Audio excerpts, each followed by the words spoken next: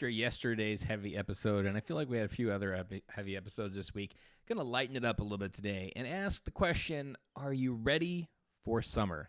Now, this episode isn't being recorded without a purpose, but it's still a really good question.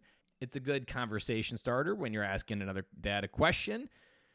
But the question I want to dive below this question is, do you have a plan? Because I'm going to take this episode and make it a PSA for a plan. What most dads, because I know I was that dad, that we would go into summer and I would just think like, you know what? We'll just wing a vacation.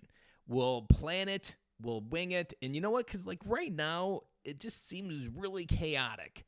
Can't imagine. Work's really busy right now. And you know what? We'll just make it happen when it happens. And then August rolls around and you're like, whoa, where did that go? Like that was quick. And then summer's over and then you're back into the cycle. Almost to the detriment of my existence, I have this massive FOMO of missing out on summer because when it's not summer, I really want summer. And every day that it's nice outside, I'm like, I want to go outside and enjoy this weather. So I'm often thinking about how I could do the most stuff with the kids. The moment summer school gets done, like what could we do this afternoon? Where could we go? What kind of fun could we have? And I'm almost taking it a little too far. But to give, like I said, a general PSA, are you ready for summer? Do you have a plan? Do you have some adventure plan? Do you have some goals? Have you had a meeting with your family about what they want to get done during the summer, where they want to go? How would they define success? Treat it like a business in this case, because it's a lot like goal planning. It's a lot like career planning, that if you don't know what you don't know, you can't hit it and plan for it and make sure that you hit it.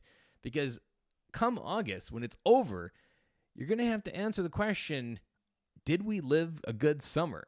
Because there is this kind of controversial mindset, but you only get 18 summers with them in your house. Now, there are multiple summers that you get. You can essentially a lifetime of summers, and life doesn't just end because they move out.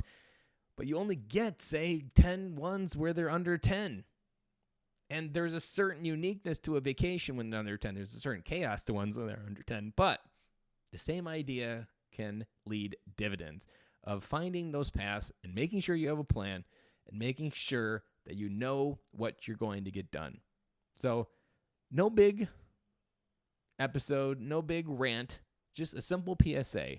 Are you ready for summer? And if you're not, what are you waiting for? Because come August, you will not have any time to enjoy summer anymore. Now, if you're in something like the Southern Hemisphere, where it's now winter in the summer months up here in the Northern Hemisphere, you're still lucky. And then I would challenge you, if you're down in Australia or somewhere, are you ready for your summer, which is the December, January timeframe?